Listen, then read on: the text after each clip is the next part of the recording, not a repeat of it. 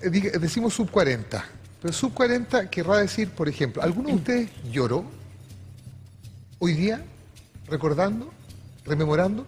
Porque a los que sí les tocó vivir, tengo la sensación de que emotivamente ¿alguno de ustedes lloró hoy día? Conmoverse, evidentemente, podría ser una digamos, pero llorar. No, se emociona porque, y aprieta, o sea, le aprieta la garganta, pero... Javier, hoy día me conmoví mucho porque estuve con Luisa Riveros, una dirigente social bien importante que el año 87, cuando vino el Papa, le dijo una de las cuantas verdades que sucedían en este país. La visita del Papa. En la bandera, efectivamente. Y fue muy valiente. Y a otra dirigente, a un dirigente como ella, le atropellaron a un hijo después los servicios de seguridad precisamente por haber hecho el acto que ella misma hizo, que es decirle al Papa: en este país se están violando los derechos humanos, en este país no hay alimentación, en este país no hay salud de calidad, etcétera. Yo creo que eso es muy emocionante.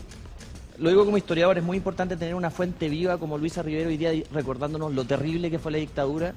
Es muy importante haber escuchado a Manuel Contreras ayer, y digo que es importante porque las generaciones jóvenes no entienden cuál es la mentalidad de un violador de derechos humanos.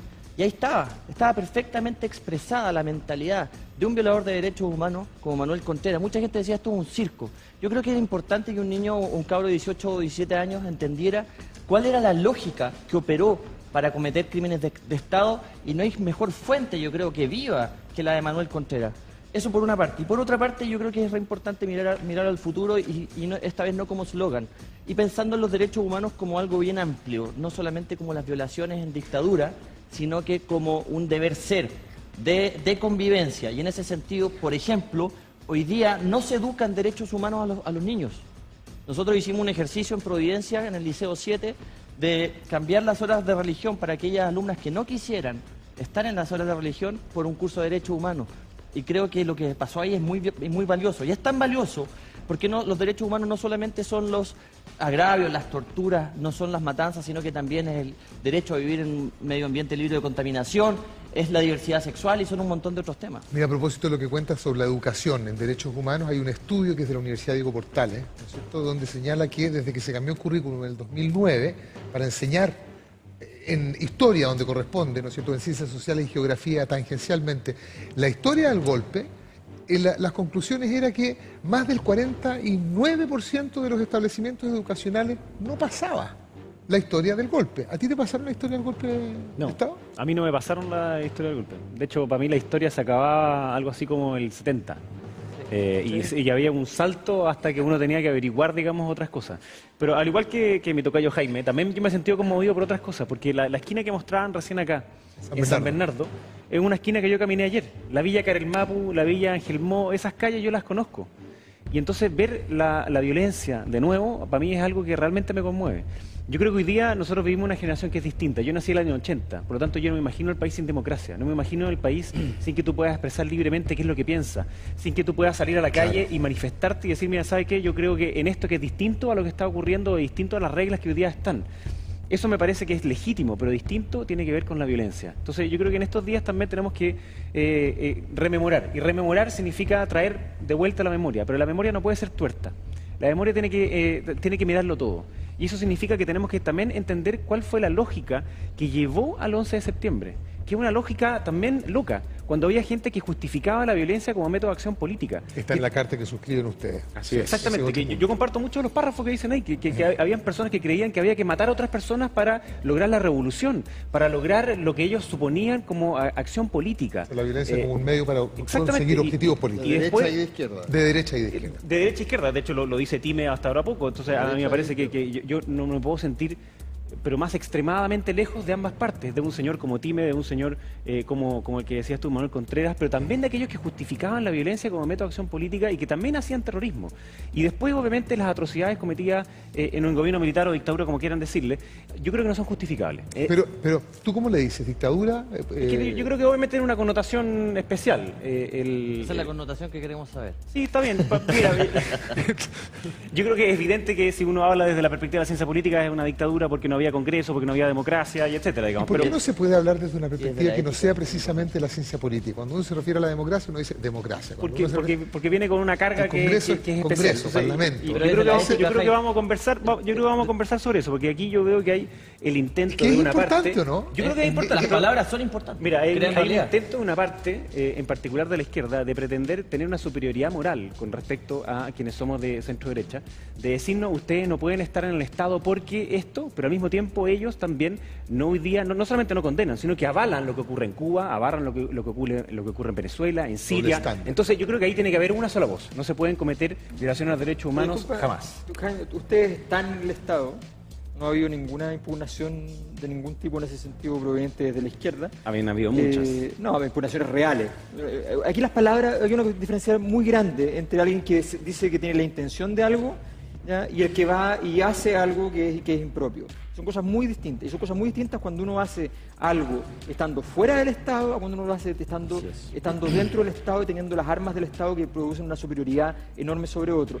Es muy hipócrita y muy peligroso decir que hay que tener cuidado con los medios violentos cuando lo que estamos hablando es de la máxima violencia posible aplicada desde el Estado a la ciudadanía a través de un golpe de Estado. O sea, tenemos que tener mucho cuidado con todo ese doble discurso y tenemos que tener mucho más cuidado con el discurso que dice que hay que explicarse el golpe con lo que pasó antes.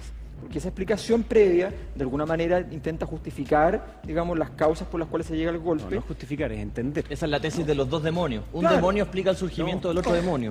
por Y lo eso menos- no es así. Eso no es así. Por lo menos daba la sensación, el Nada recuerdo que justifica tengo violación yo, de no nací después del golpe también, pero viví mi juventud durante la dictadura, Cierto, eso. daba la sensación que cuando, y es verdad esto, que cuando uno trataba de explicar las razones se estaba justificando. Yo no sé si eso habrá cambiado en algo ahora a propósito de la reflexión social que hemos hecho en estos 40 años del golpe. Si hoy día uno puede abordar las causas, por ejemplo, sin que eso signifique necesariamente que tú estás avalando la violación a los derechos humanos. Cristóbal. Yo creo que la novedad de la Carta de hoy día no es tanto la condena a la violación de los derechos humanos, que hoy día ya parece un piso moral compartido. La novedad es la condena al golpe, como expresión o como método de salida para un conflicto político. Me parece particularmente relevante que la derecha de aquí en adelante, la izquierda también, pero en este caso fue la derecha la que participó en el asunto, por lo tanto es importante que los partidos de la derecha digan la democracia no es una cuestión condicional y cuando estemos perdiendo el partido cambiamos las reglas del juego, pateamos el tablero Y llevo la y llamamos a los pelota para la militares. Es importante que las nuevas generaciones de la derecha, un tipo de 20 años, que se siente partícipe de las libertades individuales, la economía de mercado y la democracia, pueda participar en estos partidos o en otros de la derecha, que no partan con su hito fundacional asociado básicamente a un bando que rompió las reglas del juego. Allende, a diferencia probablemente de mis legítimos contradictores del frente, para mí hizo un pésimo gobierno, probablemente para muchos hizo un buen gobierno, pero independiente de eso, no se justifica romper las reglas del juego. Fue un gobernante legítimamente electo y aquí lo que pasó fue que un bando rompió las reglas del juego. Eso es lo que no puede volver a pasar. Más allá independiente de lo que pasó después, que ya el piso moral compartido es evidente y es básico respecto de que no se pueden violar los derechos humanos. Ahora, ¿por qué los 40 años fueron catárticos a diferencia de los 10 años anteriores cuando serán los 30 años? Lagos abrió Morán de 80, si no me equivoco, y ese fue su símbolo para conmemorar. Pasaron varias cosas este año que no estaban antes. En primer lugar, Pinochet muerto. En segundo lugar, un gobierno de derecha en la moneda. Y un gobierno de la derecha presidido por una persona que trata de hacer una diferencia con su sector. O sea, de hecho, Piñera se unió a esa derecha golpista 20 años después. En tercer lugar, yo creo que las redes sociales y los medios de comunicación también jugaron un rol. Los medios de comunicación presentaron una cantidad de documentales bien hechos, de trabajos serios, trabajos profesionales, y las redes sociales sirven como caja de resonancia. En cuarto lugar, año electoral. Eso también es clave. También influye. Ahí está. O sea, de hecho, cuando tú retrotraes la conversación a 25 años atrás, al sí y el no, gana la oposición. Si retrotraes la conversación a 73, o sea, al 73, es victimarios y víctimas. Por lo tanto, también hay en el imaginario colectivo, cuando retrotraes la cancha al pasado, una victoria de un bando sobre otro que a algunos les conviene y a otros no. Yo creo que Evelyn Matei y su entorno en este minuto deben estar, por favor, esperando que llegue el 18 para que pase este momento difícil. Y además también, quizá, los nietos, que adquieren conciencia política respecto de lo que hizo la generación de sus abuelos y empiezan a pedir explicaciones. Y empiezan a, probablemente como hablábamos en comerciales, de saber qué pasó. Yo vengo de una familia sobrealimentada por la dictadura. Mi abuelo fue ministro de Pinochet, mi familia participó, por así decirlo, en el lado amable de la dictadura, no en el lado que la padeció.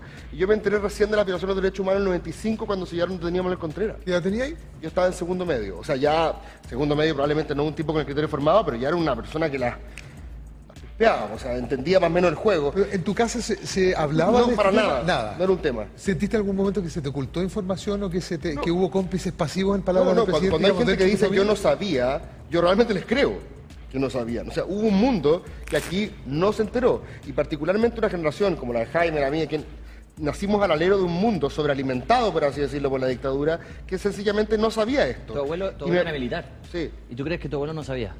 No, yo no sabía. Ah. Yo no sabía. Yo sé- Pero tu entorno no, familiar- No sé si a los 7 años tú tenías la capacidad de, No. de interpelar. Pero tú crees que tu abuelo sabía o no? No sé, puede que sí, probablemente, no lo sé. El punto es que llega un momento en el cual uno reivindica la autonomía moral para juzgar y para evaluar.